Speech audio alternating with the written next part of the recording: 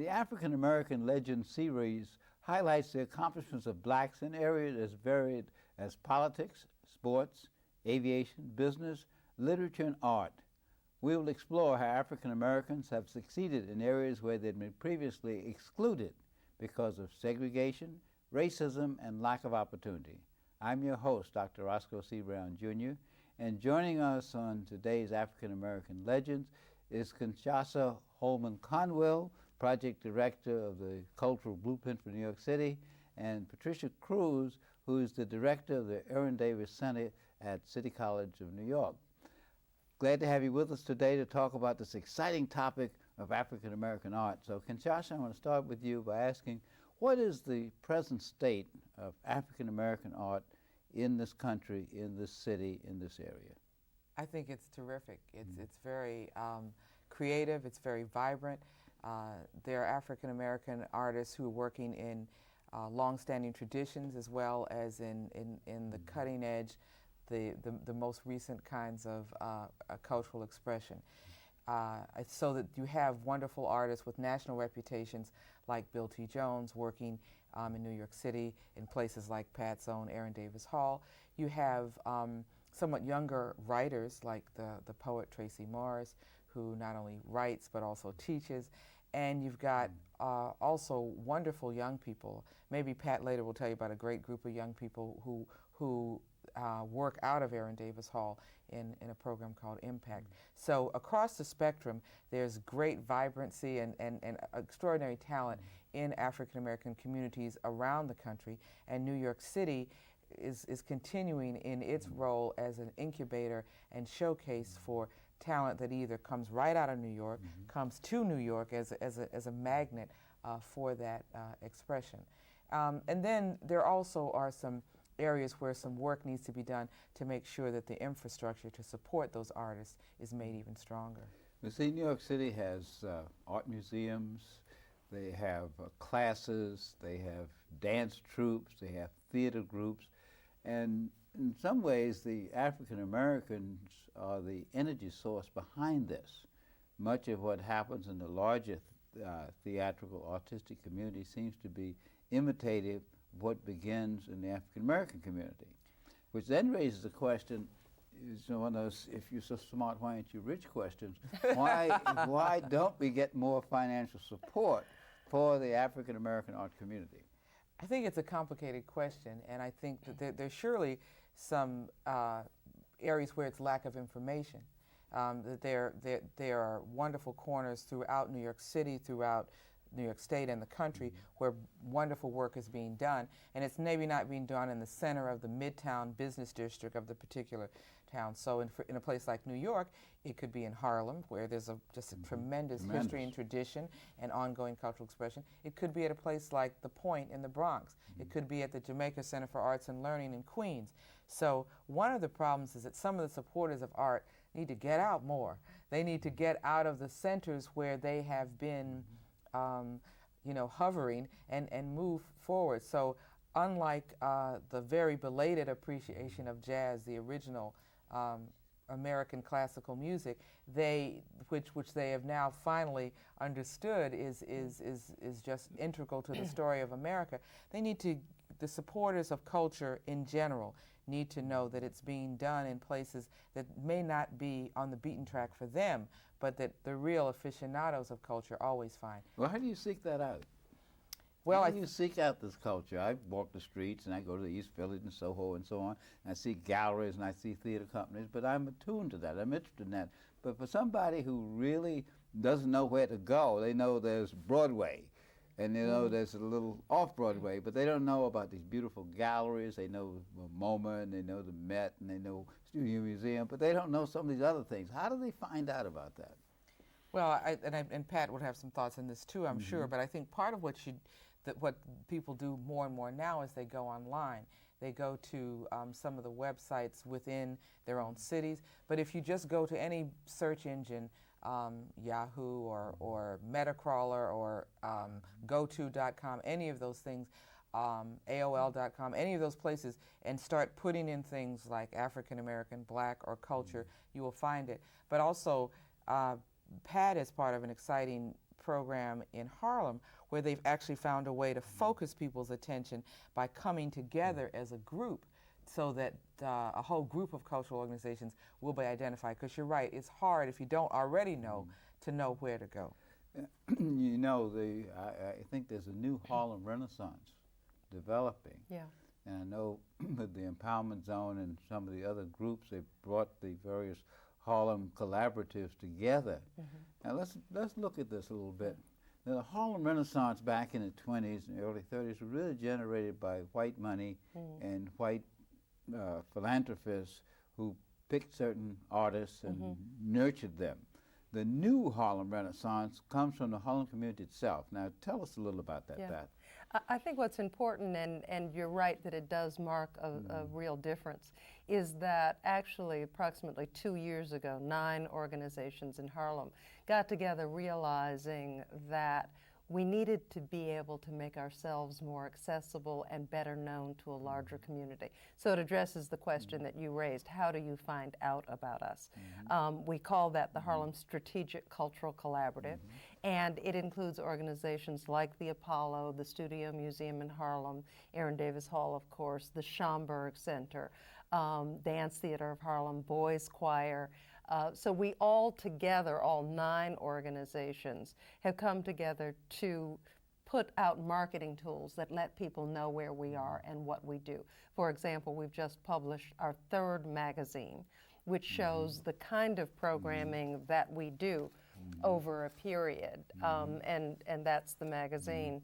And one of the things is that we can look at each one of the institutions, what their programs are for approximately a quarter. It also, for a quarter period, the magazine is free actually, but for a 4-month period. And what is also available in this magazine is actually a map of Harlem and of the organizations and where they are placed. So I think that it allows people to know how they might get to our places as well as what programming they might see when they come there. And we have other plans. We're talking about making buses available, like a culture bus, that will allow people to get on and get off at any of the 9 institutions so that they might partake of the offerings there. Because I think that there's really a two-way street. There's the one that says, how do people from outside of the Harlem community know about the diversity of the arts that are being created there, that are being nurtured there, that are being developed and presented? And there is also the street that allows our artists, the artists who are working in this community, to go out into the world and to be better seen, so that there's not a marginalization of those artists. I think that is one of the things that did happen during the Renaissance, where you had people like Duke Ellington who could leave Harlem, go into the world, and represent Harlem at the same time. And one of the things that we see with people like Bill and Bill T. Jones, who's been in a 3-year residency with Aaron Davis Hall, is that he's also a part of the world. So that whether he goes to Lyon in France or Milwaukee here in the States, he's seen on a national and international level. And I think that that right now is a fairly anomalous circumstance. And what we want to see is more and more of the artists who are emerging out of these communities, who have developed their skills and their talents, to be able to be seen in a larger world. And I think that the recognition of their humanity, the recognition of their talents, is something that can then generate the additional support that we're saying is required, both for the infrastructure of the organizations and for the artist organizations themselves. Well, so much of the art of the Black Revolution, the Civil Rights Movement, etc., in the 60s, 70s, even 80s was protest-oriented, anger, acting out. As I go to plays and go to galleries and so on, I see a number of other themes emerging. What are some of the themes that are emerging now, Kinshasha? What are some of the themes that are emerging among these new artists in their dance and their visual art and so on? Well, I think that when you look, whether it's in the visual arts or in the performing arts, you see kind of broad interest in identity and in playing with notions of identity. So some of it may hearken to a particular notion of what a black identity may be, but some of it may be to challenge that very notion. So you see, artists who do work that talks about how the traditional ways black people were viewed are not the way to look at black people anymore. The Harlem Renaissance, going back to your touchstone, was a signal moment in American history where fairly recently emancipated people, like a generation or so after emancipation, were really defining who they were. Well, I think in another way, 21st century African American artists are doing that.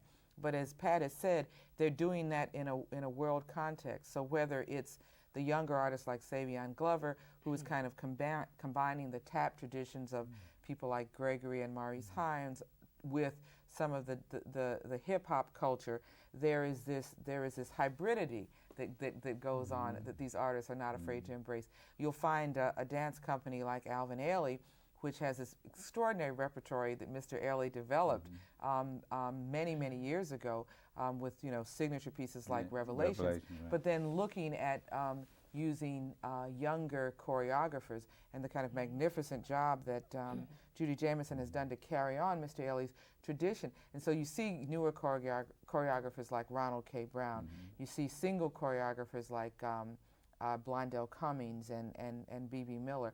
Again, all folks who've kind of found a place within African American organizations as well as in larger ones. And so, the underpinnings of almost all of those artists too have a direct root back to some moment when they got support. Sometimes it was a home, like Aaron Davis Hall, where they could show. Sometimes it was a fellowship. The project that I'm working on, a cultural blueprint for New York City, is housed at the New York Foundation for the Arts. Well, that is an organization that gives the most in fellowships across every discipline to artists. Many of those artists have been African Americans, and that has been an important way that the artist can create his or her work, and it keeps those artists in connection with each other and with what is the kind of latest thing happening in the rest of the world. So you both art historians, curators, motivators, etc. But for the average citizen, what is the role of art in a society? Pat? Easy question. Yeah. Well, for me, it is the communication that transcends language and that allows you to interpret the world, whether you're looking at it from an historical point of view or one that is straight on looking at your own kind of present moment, and in some instances to predict and to give us a sense of where we're headed. So I think that in many ways it is, for me, one of the languages that allows us to traverse what would be differences, so that we can break out of the pre-established boundaries or stereotypes and attempt to define that world in the language of that particular artistic discipline.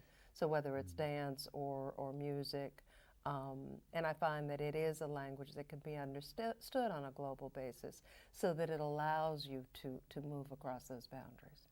I think so too. And when you look at some group like Dance Theater of Harlem appearing internationally, it doesn't matter if people can speak English. It doesn't matter if they know where Harlem is even. But the artistry translates across the continents, or the genius of a Max Roach or an Ornette Coleman or Miles Davis. I mean, that transcends any kind of barriers of language. And I think also when you look at communities like Harlem or Bed-Stuy or the South Bronx or any communities really, art also and culture plays the role of nurturing the soul. And that is what is so important. But suppose the soul is tortured. It's even more important. As it is in so many communities.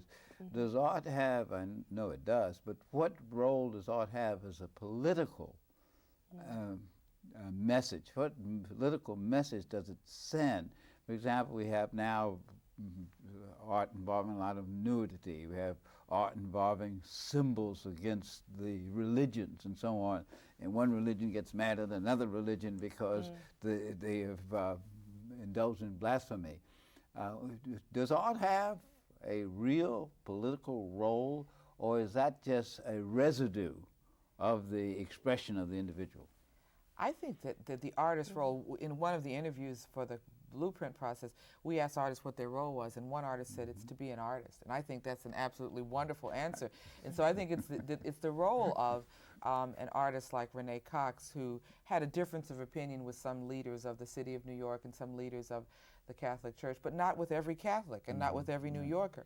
But that notion that the artist's role is to help us think and to help us see in a different way. But also the role, I think, of organizations like Pat's and many others around is to be a mediator, not to mean to get people to not fight, but to be a place where people can talk about art. And I think one of the most exciting things about the series they did with Bill T. Jones was not only his fabulous dancing, but the chance of the artist and the audience to exchange. And I think that is so important and happens so rarely. You also did it with Deirdre Murray when there was a work in progress that was being shown. And I think those breaking down of the walls between the audience and the artist, and let the artist speak for him or herself, and not have everyone else putting words into that artist's mouth, I think is important. Well, as you know, at one time I was related to the Negro Ensemble Company, and some of the things we would do is after the performance, we'd have the audiences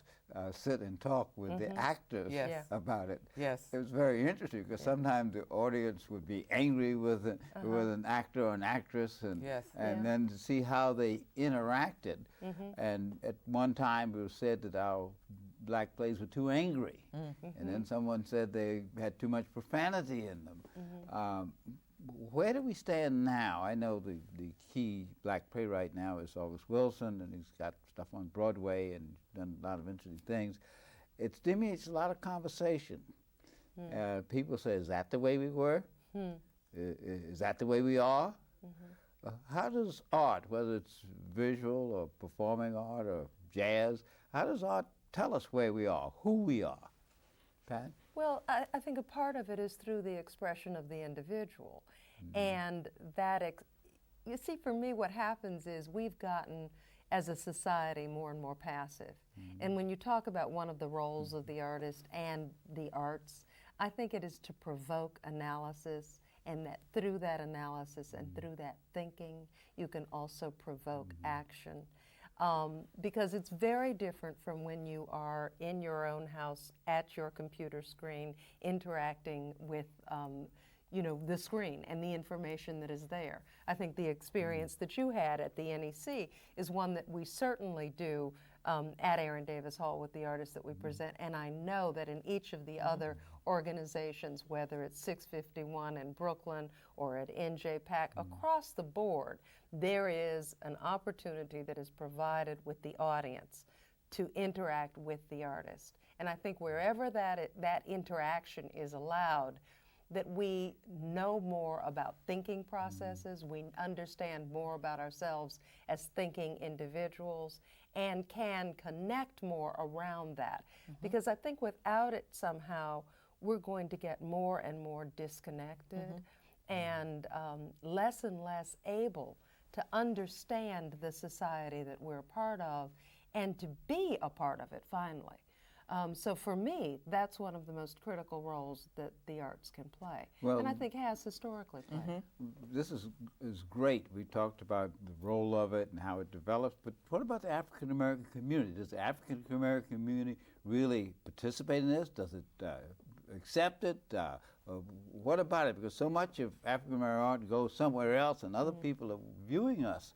Where or how can we get more people from our community involved in interacting in our arts? I think that one of the things we need to do is also start with the younger people. There's been a great infusion of arts and education in New York City, and it's terrific. It needs to be extended. In the conversations we had as part of our research for the Blueprint Project, that was one of the most important things mentioned by everyone. And we find also that parents across the spectrum, no matter what their means, whether they're wealthy or middle class, working class, want their children to have an education in art because it does all the things Pat talked about. It helps them understand their world. It helps them understand their humanity. And while we shouldn't just do it because it helps them do well in other subjects, it does that too. And the need for young people to understand everything from August Wilson and King Hedley to Shakespeare and Langston Hughes and Zora Neale Hurston, as well as I don't know, Milton and Chaucer and Gwen Brooks and everyone, and that starts in schools. And so I think there's a direct connection for our community to the public schools, because that's where by and large our children still attend. So you build those audiences at the cradle and on through, but also you build citizens who then can support culture. And I think that if you look at the audiences of any of the 9 organizations in the HSCC, you'll see very large numbers of African Americans who come to that, because they're stalwarts of the community. When you talk about NEC, I think of people like Barbara Rantier at National Black Theater, who in terms of the Black theater movement, along with people like Woody King and Douglas Turner Ward, is just pivotal to that existence. Or places like Jazzmobile, where David Bailey and Dr. Billy Taylor just made sure that jazz was kind of just second nature to people. So I think that some of those benefits are being reaped of the investment of time and talent of these organizations, and in a way, when our art goes out to other venues, it helps people return to their own. That was what I was thinking about when this idea of getting these arts organizations came together. Part of it was to get people to come to Harlem. It was a tourism attraction. Is it working? Are people from other communities, not necessarily other white communities, but other black communities, etc., are they coming to Harlem to participate in the boys' choir or dance theater of Harlem or Aaron Davis? In increasing numbers, they are. And I think it is a real show of the efforts that have been put forth over the years. Because many of these organizations have been in existence now, all of us over 25 years, and some as many as 60. So we've been in existence, and there is a kind of core constituency that these organizations have and hold and share. And in that process, we're also attracting new audiences, depending upon what is being presented, certainly, and we get people in the hall that have never been there before for each and every instance. And I think that to your question about the educational role and our communities participating in places that, I think one institution that we didn't talk about yet, the Harlem School for the Arts, which is instrumental in training young people in a variety of disciplines, primarily music, but across the board and the kinds of music that they play. In that educational process, they're also engaging parents and the community. So I think that there really is, there are 2 things that are being developed and cultivated. The audiences that are right there in this community, whether they are young or senior citizens, and people who are now, because of the kind of confluence of circumstances, certainly with the economic revitalization that is going on in Harlem, as well as the stabilizing effect of these arts organizations, more and more people are feeling comfortable to come up and partake of these offerings. Well, what about the churches? The church is the main organizing vehicle in the African American community. What about the church? Sometimes the churches are sort of at odds with the artists and so on. What are you folks doing to reach out to the churches and get them involved in this process? Kinshasha?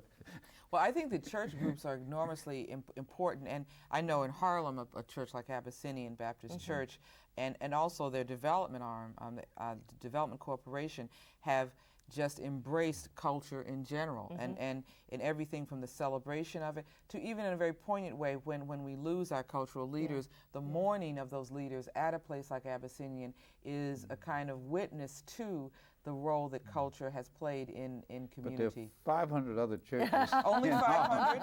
Well, I think what we need to do is get those buses that go to the Beacon Theater to see all these wonderful plays on what we used to call back in the day, the Chitlin Circuit, to get, because those come from churches not just in New York City, but In from the around the Renaissance. tri-state area and beyond. We need to get all those folks up to Harlem. How are you going to do that? To the Pat, Studio well, Museum you got and to some Ed ideas. Davis Yeah, Hall. and- actually, we've done special programs so that, and I know all of our constituent groups have as well, where we reach out through the church bulletins, sending materials to the churches, offering special discounts and group ticket sales to congregations so that they can feel comfortable. We even did a piece by Opera Ebony, did a presentation at the hall, and what we did was a special offer for tea and talk so that church groups could come in before the performance, talk to the directors of Opera Ebony, then see the performance and gather with them afterwards, so that there was that kind of activity. And then with our Bill T. Jones program, what we did, and it was specifically with Abyssinian, but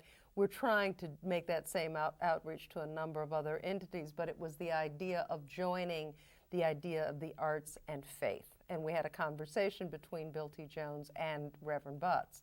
And it was incredible, the church members who came to that. And more recently, Reverend Butts was willing to participate in a dance. And this was a part of how you engage the whole community.